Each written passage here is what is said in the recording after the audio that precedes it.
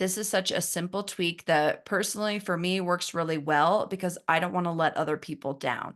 So if I have an accountability buddy, even though nothing bad's going to happen if I don't meet those 25 prospects, I want to be able to show up at that meeting and say, "Hey, I did what I said I'm going to do. Thank you for holding me accountable." You're listening to Prospecting on Purpose, where we discuss all things prospecting, sales, business, and mindset. I'm your host, Sara Murray, a sales champion who's here to show you that you can be a shark in business and still lead with intentionality and authenticity. Tune in each week as we dive into methods to connect with clients, communicate with confidence, and close the deal.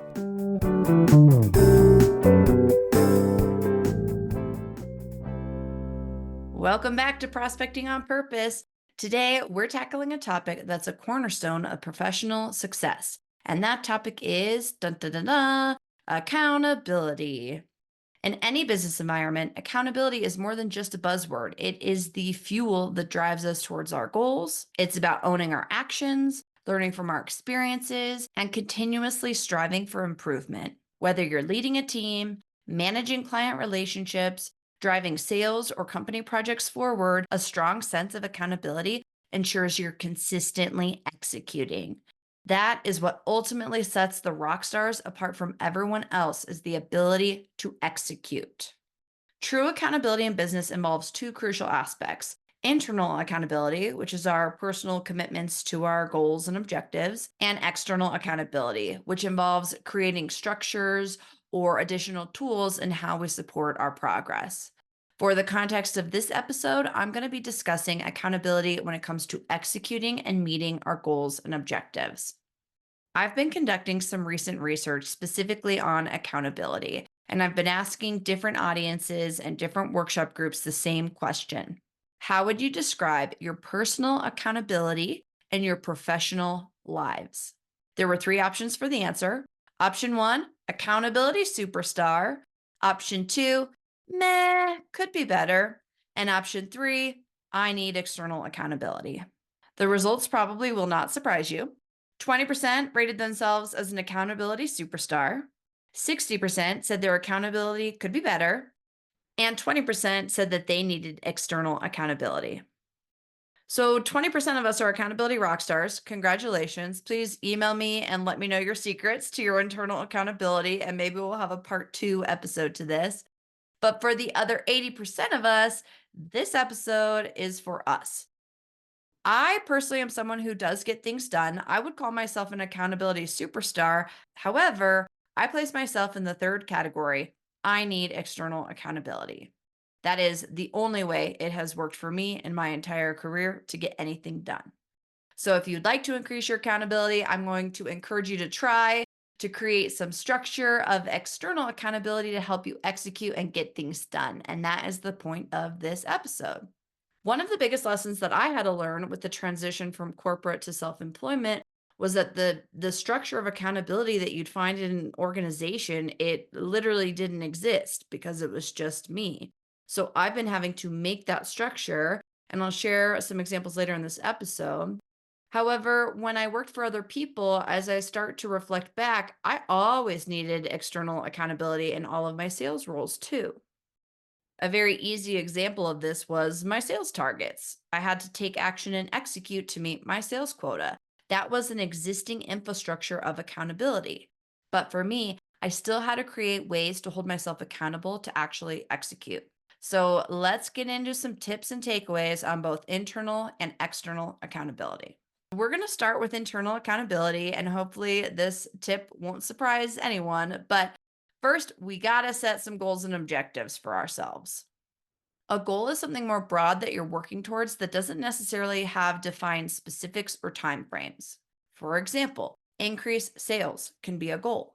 An objective is the way you're going to achieve that goal. So, for our fictional example of increase sales as our goal, an objective may be increase my revenue by 20% for an annual sales target of $1 million in 2024. That's specific and it has an end date. So for the internal accountability piece, if our goal is $1 million by the end of the year, now we have to basically reverse engineer it to make a plan of how we're going to get to that $1 million. So it helps you look at your pipeline. What's that looking like? What do you know or have a high probability of what's going to close? Where do you have reoccurring revenue from existing clients? Where do you need to prospect for new clients, and what does that sales dollar look like? And then what's your plan to break it down and go do it? Having a plan in place is going to support you in these efforts. And then once the plan is in place, that brings us to tip number 2. Track and reflect. Regularly monitor your progress. You can do this at the end of the month or at the end of a quarter. What went well last month? Where did I spend my time? What worked that I can streamline? What did I accomplish? If something worked really well, how can I replicate it or scale it? Taking the time to look back helps you realize how much you did or didn't accomplish.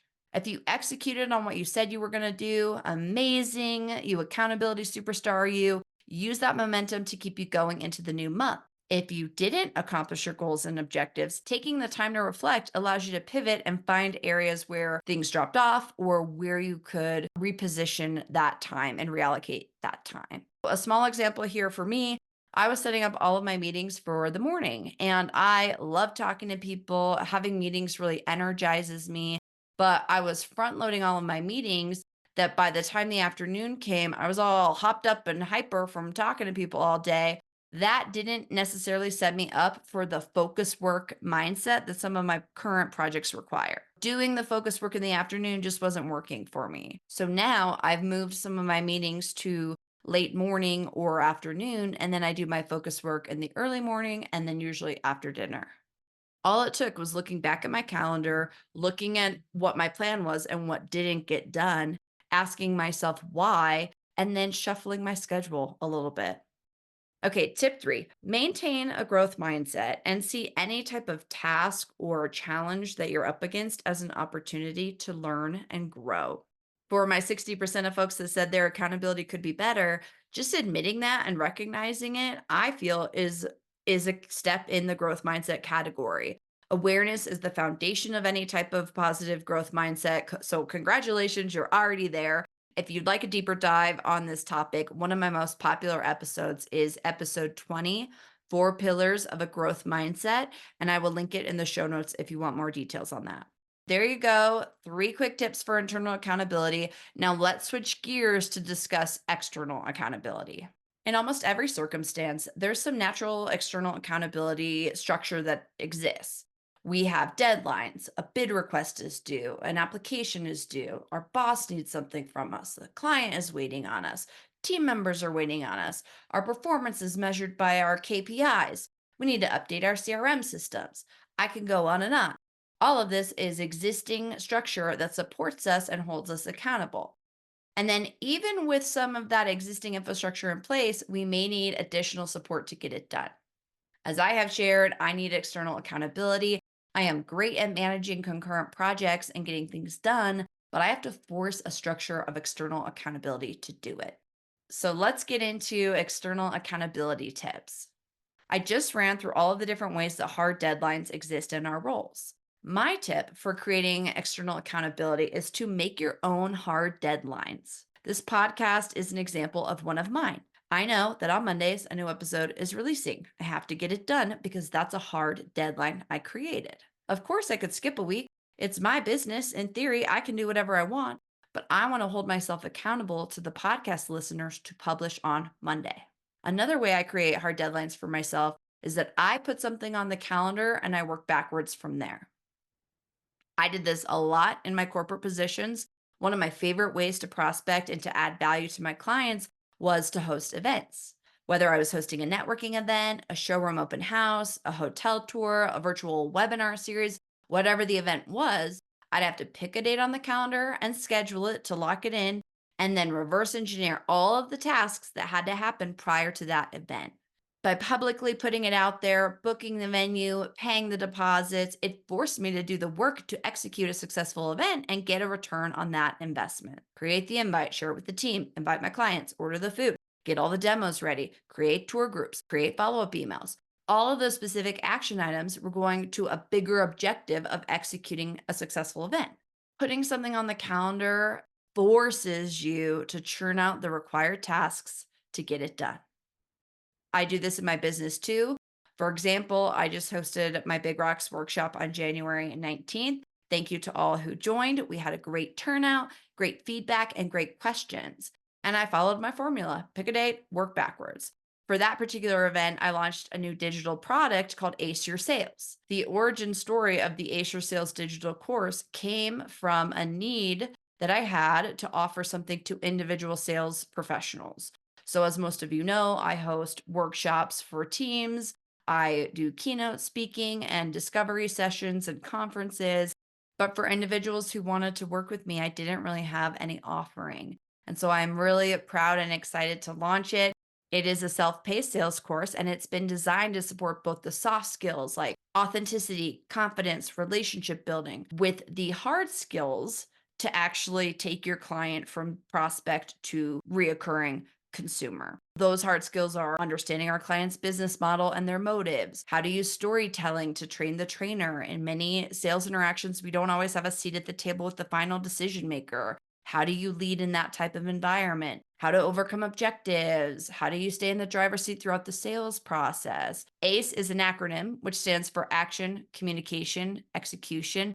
And that's the framework for the course. It's 5 lessons and 18 modules that break into different skill sets. We do have a very meaty module in there around intentional action and how to create a plan to meet your goals. So I shared that in tip 1 of this episode. If you want more details on that, this digital course is just an additional resource to support your accountability if your goal is to increase your sales or confidence in your sales skills.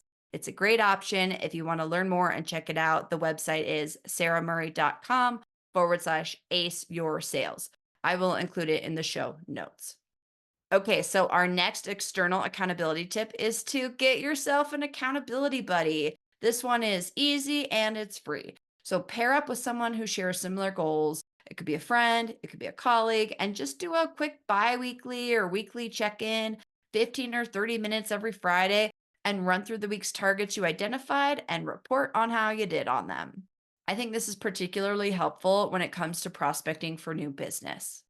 Prospecting is something that most of us don't particularly enjoy. Sometimes it feels like it's taking away from the urgent tasks in front of us or our existing workload. So usually we're operating from a reactive place versus a proactive place. Having an accountability buddy and saying to them, hey, I'm reaching out to 25 prospects this week, just 5 a day. I'm time blocking an hour to do it. I'll report back on how I did this Friday. This is such a simple tweak that personally for me works really well because I don't want to let other people down. So if I have an accountability buddy, even though nothing bad's going to happen if I don't meet those 25 prospects, I want to be able to show up at that meeting and say, hey, I did what I said I'm going to do. Thank you for holding me accountable. It's almost like assigning homework to yourself, and you don't want to let yourself or your buddy down. And then our next tip, in a similar vein, you could potentially work with a coach or a mentor. I know that some organizations offer coaches to their employees, but if that's not a benefit that your company offers, I would highly recommend checking out one for yourself. For self employed individuals, coaching is in many cases a non negotiable. You're figuring out how to do stuff. Oftentimes, you're doing it alone, it's something you've never done before. So having someone to hold space for you, help identify your objectives and point you in the right direction is really helpful. And then the next and final tip we have, this can take some guts and it may not be a fit for everyone, but I like to announce my goals publicly.